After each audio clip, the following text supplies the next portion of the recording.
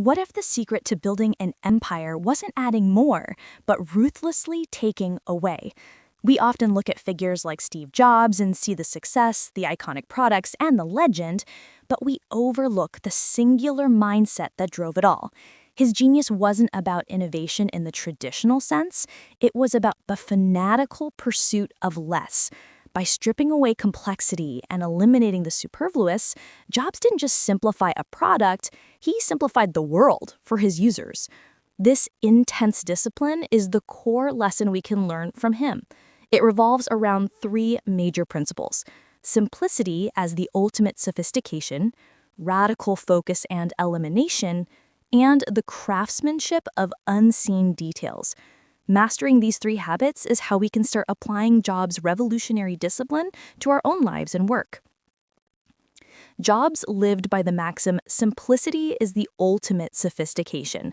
For him, this wasn't a superficial design choice, it was a fundamental commitment to essence.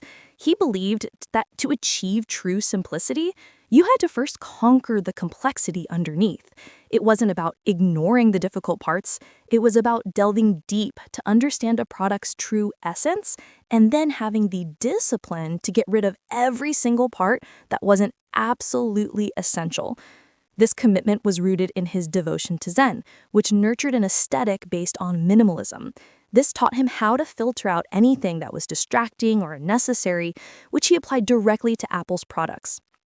One of the best examples of this ruthless pursuit of simple elegance was the original iPod. Jobs decreed that the device would not have an on-off switch. Why? Because he deemed a physical switch to be inelegant and unnecessary for a device that could simply go dormant and wake up upon touch. Most companies would add a switch because it's a standard feature, but Jobs removed it because it's attracted from the core, essential user experience. This echoes the less is more philosophy of the Bauhaus movement, which greatly influenced his design sensibilities. He aimed for a museum of modern art quality, creating products that were clean and simple by design. This habit, the fanatical, almost obsessive desire to strip away anything extra, was the foundation of Apple's success. It taught the world that the most beautiful solution is often the one that does the most with the least. The second major principle which had the greatest impact on Apple's corporate comeback was radical focus and the ruthless elimination of the superfluous. Jobs believed that eliminating excess was the most crucial factor for success in both management and product development. When he returned to Apple, the company was a mess, overloaded with too many mediocre products.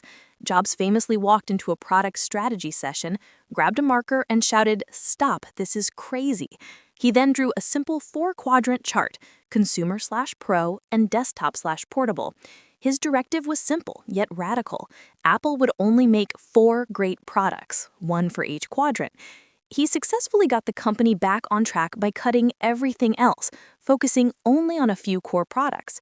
This was not just a management decision, it was a demonstration of a profound belief that success comes from saying no to 1,000 good ideas to focus on the 1 or 2 truly great ones. Jobs was excellent at prioritizing and filtering out distractions, allowing him to say no to many things. He eliminated entire product lines and cut extraneous features in the operating system software. He stressed that deciding what not to do is as important as deciding what to do. This ability to reject what he called adequacy, the philosophy that just good enough is sufficient, was essential.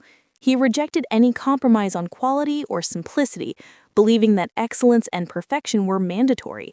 He even banned PowerPoint presentations in strategic meetings. His reasoning was that presentations allowed people to confront a problem by creating a presentation about it rather than thinking deeply and hashing out the actual solution. He believed that people who know what they're talking about don't need PowerPoint. He forced his teams into deep, focused thought, taming the shallow work that fragments attention and creates no real value. This habit of radical elimination is what truly separated Apple from its competition. The final and perhaps most philosophical principle that drove Jobs' minimalism was the craftsmanship of unseen details. His pursuit of simplicity extended to parts of the product that most users would never even see. This was a principle he learned from his father, who taught him that a drive for perfection meant caring about the craftsmanship even of the parts unseen. Jobs applied this rigorously to every product he touched. For instance, he insisted that the circuit board layout inside the Apple II be straight and beautiful. Later, at Next, he insisted on using expensive plating on internal screws and coating the inside of the Cube's case with a matte black finish, even though only a repairman would ever open the device to see it. He defended this practice with a profound analogy. A great carpenter isn't going to use lousy wood for the back of a cabinet, even though nobody's going to see it. You'll know it's there, so you're going to use a beautiful piece of wood on the back. For you to sleep well at night, the aesthetic, the quality, has to be carried all the way through. This habit of caring about internal purity and design integrity, even when it wouldn't be seen, demonstrates that Jobs' minimalism was not about surface-level aesthetics. It was about enforcing a relentless intellectual and professional discipline. It meant every component had to be essential and perfectly crafted.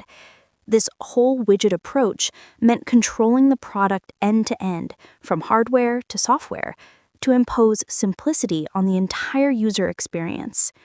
His desire for control was simply a mechanism to ensure Apple was responsible, quote, for the entire experience, rather than turn out the crap that other people make. The ultimate lesson here is that true excellence requires dedication to quality that goes beyond what is required, right down to the most unseen details. Steve Jobs' success wasn't a mystery. It was the inevitable result of three habits: a fanatical devotion to simplicity that conquered complexity, a radical focus that eliminated everything but the essential, and a commitment to craftsmanship in every detail. This approach is more than just a business philosophy. It is a blueprint for living a meaningful, high-impact life.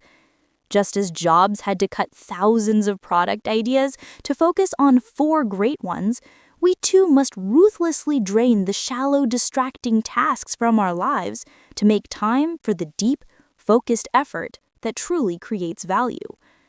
When you decide to apply this discipline, to say no to the unnecessary and commit to perfecting the essential, you stop waiting in inadequacy and start building toward your own version of excellence.